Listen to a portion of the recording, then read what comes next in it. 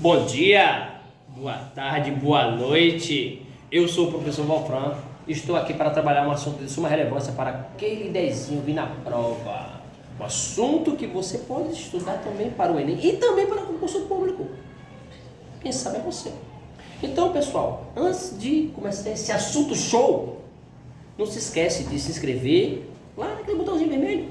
Já pediu.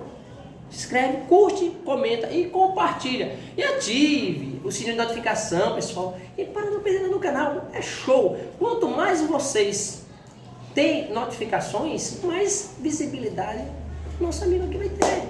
Então, vamos para o que interessa. Pessoal, aqui agora vamos trabalhar sobre república. Porque no primeiro vídeo nós trabalhamos de Roma, que foi a monarquia. Lembrando que Roma antiga era dividida em três períodos ou fases, como vocês quiserem pronunciar: monarquia, república e império. E aí o que acontece? A monarquia foi deposta pelo Senado, e o Senado instaurou o que nós chamamos de república. República quer dizer o quê? Coisa do povo. E aí, pessoal, como vai ser o governo? O governo vai se manter o Senado, a Assembleia também vai ser mantida, e eles vão criar um novo órgão, que é a magistratura. A magistratura, pessoal, como vocês bem podem ver, é uma série de cargos públicos. Cargos públicos que só podem ocupar pessoas de elite. Que no caso, as pessoas de elite lá em Roma eram os patrícios. E aí, pessoal, o cônsul, quem era o cônsul? O cônsul era sempre o número de duas pessoas. Um que dominava o Senado e o outro que dominava o exército. Quem era o pretor? O pretor era o cara que aplicava as leis em cima desse cargo grandíssimo aqui que é o cônsul. O pretor, pessoal, era uma espécie de polícia para manter a paz e a segurança de Roma. E o edil? O edil era aquele cara que ajudava na administração pública de Roma. E o censor? O censor era o cara que fazia o recenseamento da população. Quantas pessoas tinha, quanto elas ganhavam, para quê? Para que o questor fizesse a cobrança em cima do recenseamento do censor. Ou seja, ninguém poderia negar tanto que estava ganhando menos ou mais, porque o censor já teria feito os cálculos para esse dinheiro o questor cobrar e depositar para o Senado. E com isso, pessoal, Roma vai ter uma expansão interna e externa. Por quê? Porque Roma, gente, ele ficava inicialmente, ele não ocupava essa bota inteira, a Península Itálica inteira. Ela só ocupava uma vila, o centro. E de repente, quando ela tem uma expansão, ela toma esses territórios aqui, forma quase a bota inteira da Itália. E aí o ser humano, ele não está satisfeito por só ter aquele que ele já tem. Ele quer mais. Então, o que acontece vai ter a expansão externa. E com essa expansão externa vai ter guerras púnicas. E como é que eles vão expandir, pegar outros territórios? Se em sua volta é um mar. Mar esse conhecido como Mar Mediterrâneo. Ele tem que atravessar esse mar para conquistar o litoral mediterrâneo. Então, como conquistar? Tem pessoas que dominam o Mediterrâneo. E quem são eles? Os cartagineses. Então, os cartagineses com os romanos vão travar uma batalha épica que nós chamamos de guerras púnicas, onde os romanos vão destruir os cartagineses, tomando o Mediterrâneo para si e, consequentemente, óbvio, tomando as regiões litorâneas do Mediterrâneo, expandindo seu território além de Roma, ou seja, dentro da Itália. Ele expande além da Itália, se tornando um grande império, né? Que vai ser assunto para depois desse vídeo. E aí, pessoal, tem um probleminha. Vocês lembram lá do primeiro vídeo das classes sociais? Quem ia para as guerras? Quem ia para as guerras era as classes sociais, todas as classes sociais. Iam os patrícios, iam os plebeus, iam os clientes e os escravos. Mas sabe quem saía ganhando com isso? Sabe quem saía ganhando com essas guerras, principalmente guerras externas? O patrício sai ganhando com isso. Por que o patrício sai ganhando com isso? Sabe por quê? Porque o patrício é cheio de escravos, tem dinheiro para bancar, pessoa também para trabalhar em suas terras, nos seus grandes latifúndios.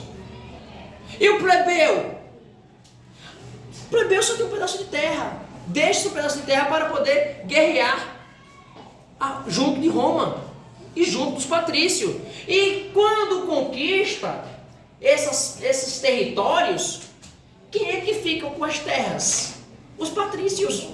E os plebeus? Só tiveram o quê? Prejuízo. E quem ficou cuidando lá da plantação do plebeu? Que o plebeu deixou sua terra para guerrear. O patrício deixou sua terra para guerrear. Mas tem um problema. O patrício deixou funcionário trabalhando na sua terra. Vai ter produto para comercializar? Sim.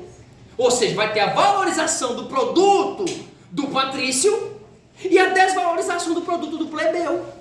Porque o plebeu não vai ter o que vender. Porque quando volta não tem nada, porque não tinha ninguém produzindo nas suas terras. E aí os plebeus vão criticar, vão a Roma e vão em cima do Senado, que é o órgão majoritário, para que tenham reformas dignas que eles merecem. E aí, óbvio que o Senado, temerosos, que é os patrícios, temem que surja uma revolta dos plebeus contra os patrícios e os derrubem. Então, o Senado vai sugerir um triunvirato, que nós conhecemos como o primeiro triunvirato, para esses três caras resolver o problema dos plebeus. E aí, o nomeado Júlio César, Pompeu e Crasso. Crasso, ele tenta expandir território para ganhar dinheiro para Roma e acaba sendo morto em guerra. Sobra quem? Júlio César e Pompeu. Júlio César é um cara que vai expandir território para o lado da Gália, hoje atualmente França. Só que tem um problema, todos vão com o intuito de levar dinheiro para Roma e consequentemente para o Senado. Só que Júlio César vai para uma guerra que era para ser rápida na Gália e passou 10 anos lutando com os galeses.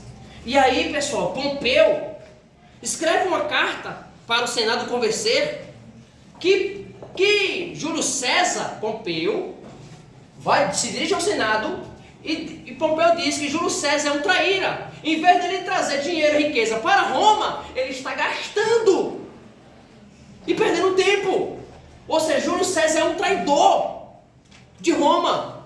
Júlio César sabe dessa notícia quando ele descobre: quando eu terminar essa vitória, eu vou voltar para Roma e vou atrás de você, Pompeu.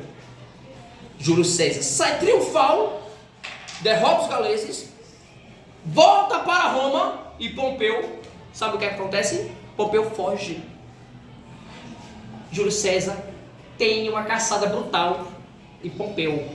Ele corre atrás de Pompeu, consegue descobrir onde está Pompeu e mata Pompeu. E Júlio César se torna ditador perpétuo de Roma. E aí, pessoal, para apaziguar, lembra que esses três caras foram colocados para resolver o problema do plebeu? Ele vai fazer o quê? Reformas agrárias. E bucha, reforma agrária. Galera, teve os irmãos Graco, que é Tibério, Caio Graco e Sila, 3 legisladores que tentaram ajudar o plebeu e acabaram sendo esfaqueados pelo Senado, porque o Senado, se tem uma reforma agrária, é óbvio que os patrícios vão perder o quê? Terras. Então, se Júlio César propôs a mesma coisa, Júlio César vai ter Júlio César vai ter o mesmo fim.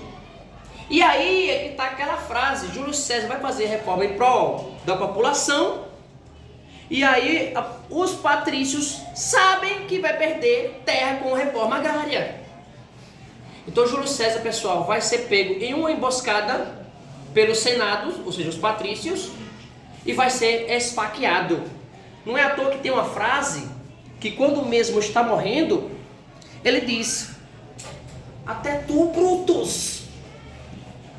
Ele quer dizer o que é com isso? Porque até um amigo o matou. Por quê? Porque nós somos amigos, mas quando se fala de dinheiro, amigo é fora parte e dinheiro também. Então ele foi esfaqueado pelo seu próprio amigo. E aí, pessoal, não foi resolvido o problema. E aí surgiu o segundo triunvirato para sanar os problemas dos plebeus. Surgindo o sobrinho dele, Otávio, Marco Antônio e Lépido. Cada um ficou com um território. Esse aqui, Otávio, ficou com a Europa. Marco Antônio, parte da Europa Ocidental, óbvio. Marco Antônio ficou com a África. E Lépido, para você ver o tamanho do império. E Lépido ficou com a África. Olha que tamanho do Império Romano. Lépido vai ser assassinado por Marco Antônio. Marco Antônio desce da Ásia para matar Lépido.